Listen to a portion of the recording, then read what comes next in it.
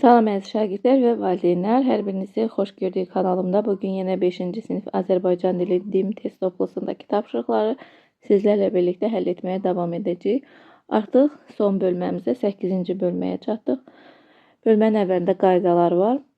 Bu bölmədə keçdiklərimizə aid söz birləşmələri, frazeoloji birləşmələr, cümlənin əsaslarına aid sadə və mürəkkəb cümlə bir də qaydamızda onları oxuya bilərsiniz. Mən isə səhifə 149-dan tapşırıqlardan başlayırıq. A variantında birinci sualı oxuyaq. Söz birləşmələrini müəyyən edin. Alma ağacı bəli söz birləşməsidir. Nəticələri yoxlayarkən də söz birləşməsidir. Kömək etmək, ümumiyyətlə etmək olmaq sözü ilə düzələnlər bilirik ki, mürəkkəb feildir. Söz birləşməsi deyil. Günə baxan da mürəkkəb isimdir. Ümumiyyətlə söz birləşməsi bitişik və defisdə yazıla bilməz, ancaq ayrı yazılır. Səs eşitdimsə, burada artıq fikir bitdi. Bu cümlədir. Ona görə biz ancaq 1-dən 4-ü götürə bilərik D variantını. Hansı frazeoloji birləşməni bir sözlə əvəz etmək olar? Papağını fırladınca, yəni tez bir zamanda, tez dərhal, elə bunu biz bir sözlə əvəz edə bilirik. Yəni tez deyə bilərik. Ev bizim, sir bizim. Bu mümkün deyil. Ucuz ətin şorbası, taleyin ümidinə qalmaq, yağ içində bəsləmək. Bunlar biz bir sözlə əvəz edə bilmirik. Elə A variantını seçərik. Yadından çıxarmaq frazeoloji birləşməsinin antonimini müəyyən edin. Yadından çıxarmaq unutmaq deməkdir. Unutmağın antonimi lazımdır bizə və frazeoloji birləşmənin antonimi də elə frazeoloji birləşmə olmalıdır. Xatırlamaq ümumiyyətlə bunun mənasıdır. Nə sinonimidir, nə antonimidir. Unutmamaq bunun heç nə idi. Yaddan çıxartmaq. Bunu da yəni seçmirik. Yada salmaq, yadından çıxartmaq, yada salmaq. Bəli, bu olar. Elə budur. Yaddaşını itirmək, fikrinə düşmək, bunlar uyğun deyil. Cümlələr əsasında Eyler-Venn diaqramındakı doğru fikirləri müəyyən edin. Məqsədimiz işə vaxtında başlamaqdır. Səhər sən işə vaxtında başla. Deməli, burada ayıraq mübtəda ilə xəbəri. Bu sadə cümlədir. Xəbər işə vaxtında başlamaqdır. Hamısı birlikdə xəbərdir. Nə? Məqsədimiz. Bu da mübtədadır. Səhər sən işə vaxtında başla. Başla xəbər. Kim? Sən. Bu da mübtəda. Digər sözlər ikinci dərəcəli üzvlərdir. Deməli, birincidə deyir, baş üzvlərin hər ikisi iştirak edib. Bəli, baş üzvlərin hər ikisi iştirak edib burada. Amma burada da edibdir. Ona görə bu fikir ortada olmalıydı, orta hissədə olmalıydı, burada yox. Söz birləşməsi cümlə üzvü vəzifəsindədir. Bəli, işə vaxtında başlamaq. Digərində yoxdur söz birləşməsi. Ona görə bu elə öz yerindədir. İkinci dərəcəli üzvlər iştirak edib, xeyr, yalnız burada iştirak edib. Ona görə o bu hissədə olmalıydı. Nə zaman sualına cavab verən iki cümlə üzvü var. Bəli, səhər sözü və vaxtında sözü, hər ikisi nə zaman sualına cavab verir, digərində nə zaman sualına cavab verən söz yoxdur. Ona görə bu da öz yerindədir. 2 və 4 doğru yerdədir. B variantını seçirik. Mürəkkəb cümləni müəyyən edin. İgid ölər, adı qalar. Bəli, elə budur. 2 dənə xəbər, 2 dənə mübtəda var. Çünki ölər xəbər, igid mübtəda, qalar xəbər, adı mübtəda. Yəni 2 cümlənin qrammatik əsası var. Ağıllı düşmən nadan dostdan yaxşıdır. Burada bir dənə xəbər var, yaxşıdır. Can de, can eşit. Burada 2 dənə xəbər var, amma ikisi də sənə aiddir. Sən can de, sən can eşit. Ona görə bu da mürəkkəb sayılmır. Ağlı yaşlı olmaz, başda olar. Burada da 2 dənə xəbər var, amma ikisi də bir mübtədaya aiddir, ağıl sözünə aiddir. Cahildən qorx, dəlidən qorxma. Burada da 2 dənə xəbər var, qorx, qorxma, amma hər ikisi bir mübtədaya. Sən cahildən qorx, sən cahildən qorxmaya aiddir. Yalnız bir qrammatik əsası olan cümləni müəyyən edin. Can verirsən qardaşa ver, 1000 il keçsə yad olmaz. Burada 2 əsası var. Sən ver, o olmaz. Deməli, bunu seçməyəcək. Cahil ilə bal yemə, aqil ilə daş daşı. Bəli, burada hər ikisi sənə aiddir. Sən bal yemə, sən daş daşı. Ona görə B-ni seçəcəyik. El elə sığar, ev evə sığmaz. Sığar xəbər nə el mübtəda, sığmaz xəbər nə ev mübtəda. 2 qrammatik əsas var. Hər vermək itirmək deyil, hər almaq qazanmaq deyil. İtirmək deyil xəbər nə hər vermək. Qazanmaq deyil xəbər nə hər almaq. Burada da 2 qrammatik əsas oldu. Hamı bilir ki, dağda kəklik. Kəklik gözəldir. Bilir kim hamı, xəbər mübtəda. Gözəldir xəbər nə kəklik. Bu da mübtəda. Hansı sadə cümlələrdə ikinci dərəcəli üslublar iştirak edir? Əldən qalan 50 il qalar. Qalar xəbər. Kim qalar? Əldən qalan. Nə qədər qalar? 50 il. Bu artıq ikinci dərəcəli üzvdür. Bir də var. Vaxtsız açılan gül tez solar. Solar xəbər. Nə? Vaxtsız açılan gül. Necə solar? Tez solar. Bu da ikinci dərəcəli üzv. Həyatın hər üzü gözəldir. Gözəldir xəbər. Nə? Həyatın hər üzü birlikdə mübtədadır. Burada yoxdur ikinci dərəcəli üzv. Qocalıq həyatın fırtınalı limanıdır. Həyatın fırtınalı limanıdır. Xəbər. Nə? Qocalıq mübtəda. Burada da yoxdur ikinci dərəcəli üzv. Şər deməsən xeyir gəlməz. Burada ümumiyyətlə sadə cümlə deyil bu. Ona görə bunu da götürmürük. 1 və 2 A variantı. Hansı cümlələrdə baş üzvlərdən yalnız biri iştirak edib? Adil mağazadan anasının tapşırdığı bütün ərzaqları almışdı. Almışdı. Xəbər. Kim? Adil. Mübtəda. Baş üzvlərdən ikisi də iştirak edib. Günay, çiçəklərə belə yaxşı qulluq etdiyin üçün sənə təşəkkür edirəm. Təşəkkür edirəm xəbər. Kim? Mən. Bu yoxdur. Mübtəda yoxdur. Ona görə 2-ni seçirik. Günay burada mübtəda deyil. Günay burada xitabdır. O da heç bir cümlə üzvü deyil. Yəni müraciət bildirən sözlər cümlə üzvü olmur. O yeni dərsliklərin maraqlı şəkillərini nəzərdən keçirdikcə oxumağa daha da həvəslənirdi. Həvəslənirdi xəbər. Kim? O. İkisi də var. Səhər çağı idi. Hamısı birlikdə xəbərdir. Burada da yalnız biri iştirak edir. Öz inkişafın üçün çalışmağa bugündən başla. Başla xəbər. Kimsən? Burada mübtəda yoxdur. Yəni sən yazılmayıbdır. Ona görə bunu da seçirik. 2, 4, 5. O da A-dadır. Hansı frazoloji birləşmələr bir-biri ilə sinonimdir? Gecəsinə gündüzünə qatmaq, can qoymaq, dərdən qabıqdan çıxmaq, tam arzı qoymaq, əndazədən çıxmaq. Gecəsini gündüzünə qatmaq, yəni çox çalışmaqdır və o işə can qoymaq da demək olar və o iş üçün dərdən qabıqdan çıxmaq da demək olar.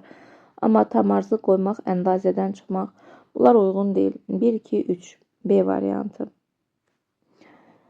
Söz birləşmələri ilə bağlı uyğunluğu müəyyən edin. Əsas tərəfi feildir, əsas tərəfi isimdir. Əsas tərəf son sözdür. Söz birləşmənin son sözünə baxacaq. Parlayan gözlər göz isimdir, deməli 2-yə uyğundur. Nəğmə oxuyanda xəbərdir, deməli 1-ə uyğundur. Qərbə baxış isimdir, deməli 2-yə uyğundur. Kəndi görmək feildir, deməli 1-ə uyğundur. Ağlayan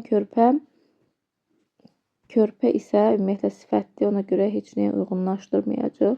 D, E, A, B, o da A-dadır. Keçdik səhifə 151-ə, mətn var burada, Fitnə adlı mətndir, oxuyaq. Bəhramşah mahir ovçu idi, hər dəfə ovdan sonra öz şücaəti ilə öyünərdi. Şahın Fitnə adlı gözəl bir kənizi vardı. Bu kəniz heç vaxt Bəhramşahın ovçuluq məharətini tərifləməzdi.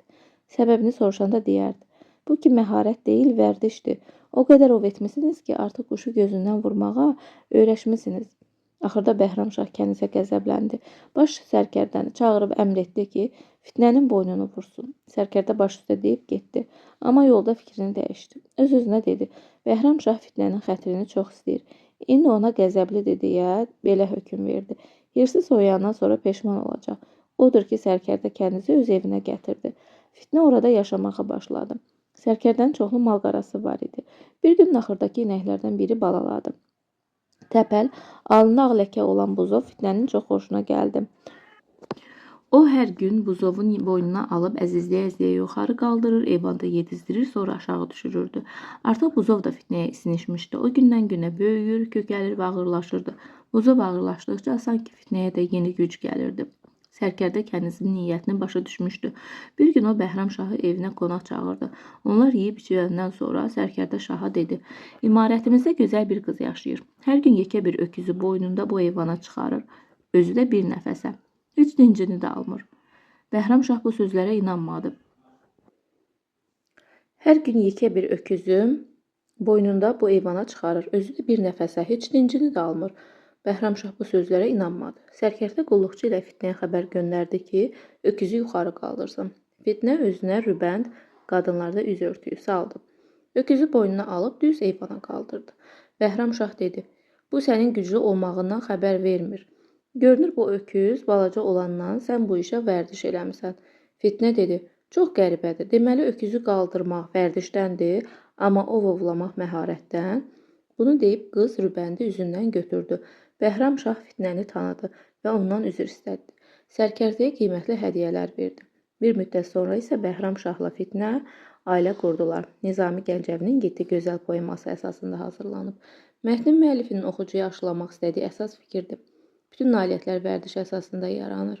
Bütün nailiyyətlər yox, bəzi nailiyyətlər vərdiş əsasında yarana bilər. Ona görə anı seçməyəcəyik. Sonra B-də deyir ki, insan dəyişə, islah ola bilməz. Xeyr, belə bir fikir yox idi, dəyişə bilər insan. Ən böyük maneələri ağıl və müdrikliklə dəf etmək olar. Bəli, bu Fitnənin ağlına işarə edir burada. Ona görə bunu seçə bilərik. Yersiz qürur və şöhrətpərəstlik insanı məhvə doğru aparar. Bu da çox da əsas fikir deyil. Nöqsanları üzə demək insanlar arasında soyuqluq yaradır. Xeyr. Mətn əsasında cədvəli tamamlayın. Fitnənin Bəhram şaha münasibəti etinasız yanaşır, pərəstiş edir, real qiymətləndirir. Real qiymətləndirir, doğrudur. Yəni nəyi var, onu da deyir. Pərəstiş etməyə haqqında yazılmamışdır. Etinasız yanaşır da götürmək olar. 2-ni götürməyəcəyik. 2 olan variantlar gedir. 3-ü mütləq götürməliyik. Ona görə D variantı da deyil. Onun aydındır ki, 1 də yoxdur. Ya 3, 4, 5-dir, ya da 3, 5, 6. Bəhram şahın Fitnəyə münasibəti xətrini çox istəyir. Qəzəb duyur, kin saxlayır. Bəli, xətrini çox istəməyi yazılmışdı. Deyirdi ki, sərkərdə bilirdi ki, Fitnənin xətrini çox istəyir. İndi ona qəzəblidir. Yəni, qəzəb duyur. Deməli, biz seçəcəyik 4-ü, 5-ü. 3, 4, 5 A variantı. Kin saxlamır. Axırda onu görəndə ona yaxşı münasibət qurur. 13-də deyir ki, mətndəki Fitnə obrazı əsasında cədvəli tamamlayan bəndləri müəyyən edin. Obrazın xüsusiyyətləri ağıllıdır. Bəli, ağıllıdır. Həmin xüsusiyyətin təzahür etdiyi məqam yazılıb öküzün qayğısına qalır. Xeyr, bu onun ağıllı olduğuna göstərmir. Yəni, biz bunu seçə bilmərik. Məqsəd yönlüdür. Bəhramla görüşə bir neçə müddət əvvəldən hazırlaşır. Bəli, bu doğrudur. 2-ni seçək. Dürüstdür. Bəhram haqqında fikirlərini gizlətmir. Bəli, necə var elə də deyir. Bu da onun dürüstlüyünü göstərir. Cəsarətlidir. Buzovu özünə istinişdirir. Bu onun cəsarətli olduğuna dəlalət etmir. 2 ilə 3-ü seçə bilərik. O da E-dədir. Mətndə bəhs olunan dövrlə bağlı doğru fikirləri müəyyən edin. Hökmdarın əmri qanun sayılır. Bəli. İnsan hüquqları qorunur. Xeyr. Məsələn, Fitnə öz sözünü dediyinə görə ona ölüm hökmü verir. Söz azadlığı yoxdur. Yenə bu da doğrudur. Dövlət ədaləti təmin edir. Xeyr, təmin etmir. Hökmdarın əmri qanun sayılırsa, demək ki, ədalət təmin olunmur. 1-dən 3 E variantı. Mətndə üzərində rəqəm yazılmış sözlərin şərhi ilə bağlı doğru fikirləri müəyyən edin. Baxaq, birinci hansıdır? Birinci sözümüz şücaətdir. Burada da şərhdə yazılıb, qoçaqlıq sözü ilə əvəz edilə bilər. Olar, şücaət və qoçaqlıq olar. Sonra ikinci sözümüz öyünərdir. Öyünərdir sözünün arxalanmaq mənasında, xeyr, öyünmək, fəxr etmək mənasındadır da. Nömrəliyə deyir, hünər sözü ilə əvəz edilsə daha doğru olar. Baxaq, bu məharət deyil, vərdişdir. Bu hünər deyil, vərdişdir. Xeyr, hünər çox da uyğun deyil. Məharət ilə daha uyğundur. Bu səhvdir, bunu götürmürük. Dədə babadan qalma adət mənasında. Vərdiş xeyir, dədə babadan qalma adət deyil. Alışmaq da nəyəsə bir şeyi çox etməkdir. Bu da səhvdir. Məcazi mənadadır deyir 5 nömrəli. Quşu gözündən vurmaq, bəli, əlbəttə ki, məcazi mənada deyilib burada. Deməli 1 ilə 5. O da C-dədir. 16-da deyir mətn əsasında cədvəldə verilmiş hadisənin səbəbi ilə bağlı doğru təxmini müəyyən edin. Həmin haqsızlığa qarşı mübarizə aparmış. Ümumiyyətlə nəticəni oxuyaq. Bəhram Şah Fitnəni onu öyməməsinə dözüm göstərmədi. Səbəb nə idi? Həmişə haqsızlığa qarşı mübarizə aparmışdı. Həmişə tərif görməyə alışmışdı. Bəli, bu daha uyğundur. Həmişə onu tərifləyirdilər. Fitnə isə onu öymədi, yəni tərifləmədi. Demək, ona görə dözüm göstərmədi. Özü haqqında olduğundan daha yüksək fikirdə idi. Bu da olar. Yaxşı, özü haqqında yüksək fikirləşirdi Fitnə, amma bunu təsdiq etmirdi deyə ona dözüm göstərmədi. Ətrafında həmişə yaltaq insanlar olmuşdu. Yəni onu tərifləyən insanlar olub, ona öyrəşib. Bu da uyğundur. Əyanlardan həmişə sədaqət görmüşdü. Xeyr, yalandan tərifləyirlərsə bu sədaqət deyil. 2, 3, 4 uyğundur. B variantı. Bu 3 mərtəbəli gözəl bir imarət idi cümləsi mətndə hansı rəqəmin yerinə artırılsa məzmuna uyğun olar? Deməli, burada yazıb ki, Fitnə orada yaşamağa başladı. Bura olar da, yəni yaşamağa başlayırsa, deməli, burada imarət olacaq. 1 nömrəni seçirik. Sonra A variantı. Mətnin giriş hissəsi əsasında müəyyən etmək olmaz. Hər iki baş qəhrəmanın xüsusiyyətlərini. Bəhram Şah mahir ovçu idi. Öz şücaəti ilə öyünərdi. Sonra Fitnə haqqında yazıb ki, heç vaxt Bəhram Şahın ovçuluq məharətini tərifləməzdi. Bəli, hər ikisi haqqında, xarakteri haqqında burada məlumat var. Ona görə elə doğru bizə deyir ki, nəyi müəyyən etmək olmaz. Bunu etmək olur, agentdir. Şahın hansı məşğuliyyəti sevdiyini, bəli, deyir, mahir ovçu idi. Deməli, biz başa düşürük ki, o ovlamağı sevirdi. Fitnənin ovçuluğa münasibətini müəyyən etmək olmaz. Sadəcə Bəhram Şaha olan münasibəti var idi orada. Ovçuluq haqqında münasibəti yox idi. Fitnənin şahın bacarığına münasibəti var idi, bəli. Şahın öz bacarığına münasibəti, bəli. O da özüylə öyünürdü. 19-da deyir, mətndəki Bəhram obrazının xüsusiyyətləri əsasında cədvəli tamamlayan fikirlər yazın. Bəhram Şahın əvvəlki xüsusiyyəti, Bəhram Şahın xarakterinin dəyişməsi nəticəsində sonradan yaranmış xüsusiyyətləri. Təkəbbürlü idi əvvəl, yəni özü ilə çox öyünən insan təkəbbürlü sayılır. Təkəbbürlülük yazırıq xüsusiyyətin adını. Ədalətsiz idi, ədalətsiz qərar verirdi. Ədalətsizlik yazırıq. Və həmçində qəddarlıqda yaza bilərik. Qəddarcasına qərar vermişdim. Sonradan artıq Fitnəni bağışlayandan sonra müdriklik yaza bilərik. Xüsusiyyətə artıq ədalətli davrandı. Ədalətlilik yaza bilərik.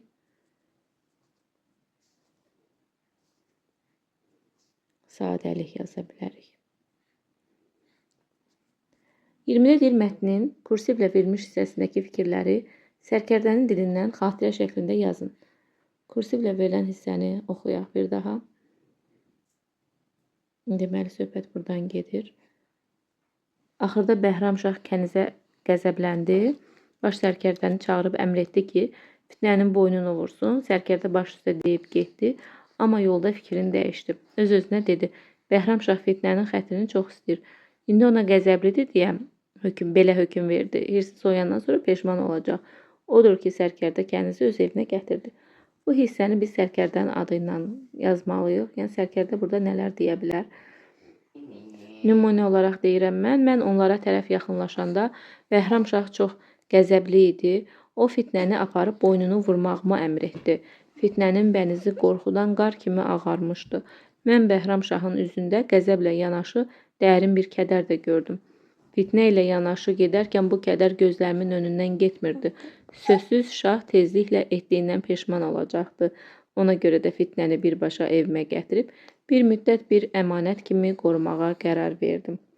Bəli, bu da son tapşırığımız idi. Ümid edirəm sizlər üçün faydalı oldu. Sağ olun, yeni videolarda görüşərik.